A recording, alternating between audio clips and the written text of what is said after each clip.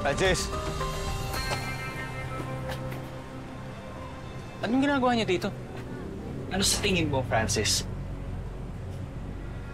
What is this? Ano to? Pinasundan niyo ako? Oo, talagang pinasundan ka namin.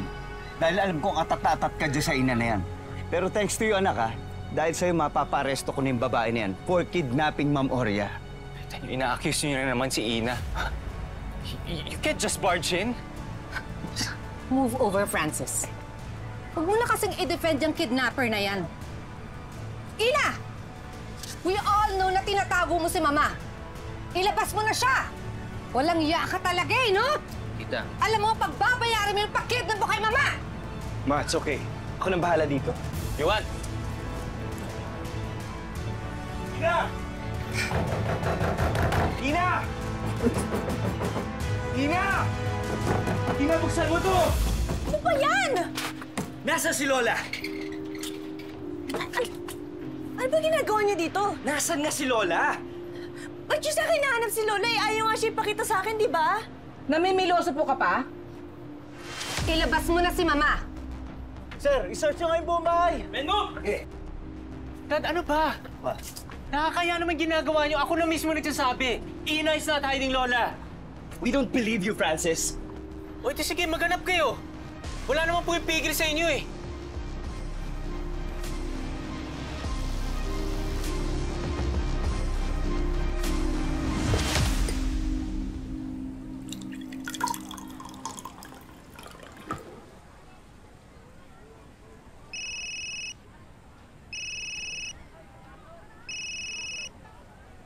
Hello? Hello, Ina. Alam ko na tinatago mo si Lola. Nandito ako sa tapat ng bahay niyo. Ano po? Mama. Okay. Okay. Magpahinga muna po kayo, ha? Oo, Francis. Hindi na ako magsisinungaling sa'yo. Kasama ko si Lola. Pero may importante akong rason kung bakit ko siya tinago. Nalaman ko kasi na hindi maayos yung kalagayan niya doon sa facility. Hindi ko kaya eh, kaya kinuha ko siya. Ina, paano naman yung family niya? Alam mo naman hinahanap siya. Sigurado ka ba talaga na hinahanap nila si Lola? Wala nga silang pakialam kung mapahamak si Lola eh. Mas gugustuhin pa nilang ilayo siya kasama yung abuser na caregiver na yun na hinarp mismo nila. Hindi ko talaga kakayanin iiwan si Lola doon. Kaya please lang, Francis, wag mo na sabihin sa kanila na kasama ko si Lola. Nagmamakaawa ko sa'yo. Ina, pumunta ako dito kasi dapat kakausapin kita eh. Kaya ako kayo nakita ni Lola dito sa bahay niyo. Sige, tutulungan kita. Pero may sumusunod sa akin, Inay. Sundan ko po si Francis. Sa ibang bahay tayo mag-usap, ha? Doon natin pagplanuhan. Tulungan kitang maligaw tong sumusunod sa akin. Sige, sige.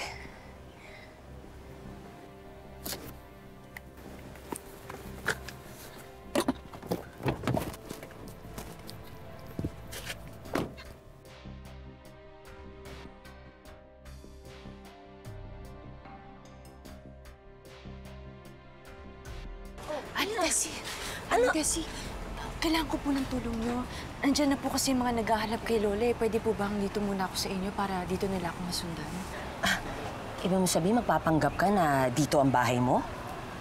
Opo, sana para dito nila ako malukit at maiwas ko sila kay Lola. Sige. Kung aktingan lang ang pag-uusapan, magaling ako dyan. Salamat po, salamat po. Matutulungan ko kayo. Salamat po, Aling Tessie. Salamat po. Walang anuman. Sige na, ako'y magagawin pa. Okay po, sige po. Thank you. Ina, nailigaw ko na yung sumusunod sa akin. Babalik lang ako ng kotse para malid ko siya dito, ha? Okay, sige. Ingat ka.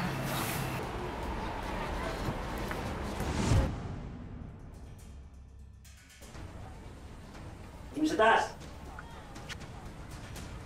Ano? Diba? Negative. Negative yan. Nasisiyan. Wala, bro.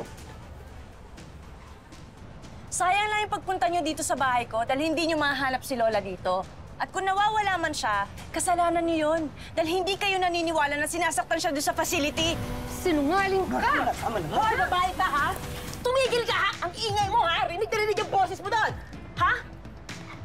Ako lang naman, naman ang landlady ni Ina? At anong karapatan nyo para magwala dito sa pamamahay ko? Sandali, ikaw ang landlady dito. Asan yung kasama ni Ina? Ilabas mo. Andito yung magkapatid. Bakit? Aangal kayo? Ay! Ay! Ano to? Ano nari? Anong ganap dito, te? No, no. No, no. Tell me, nandito ba si Madam Aurea? Lola? Yes. Kaya umamin ka na because liars go to hell. She's here, right? Lola doesn't live here.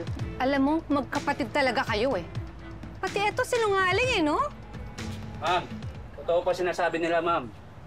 Wala po dito yung pinapahanap nyo. What? Are you sure? Ano ba kayo? Ang liit-liit lang ng bahay, hindi niyo pa mahanap. O baka magaling lang magtago tong scammer na to. Huwag ka! Tama na! Ma'am, tama na po!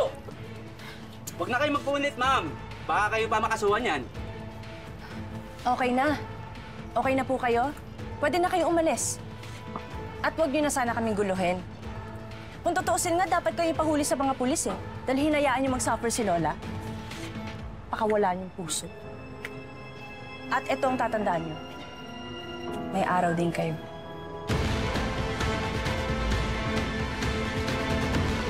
Pumasok kayo. Sige na. Pahinga na kayo.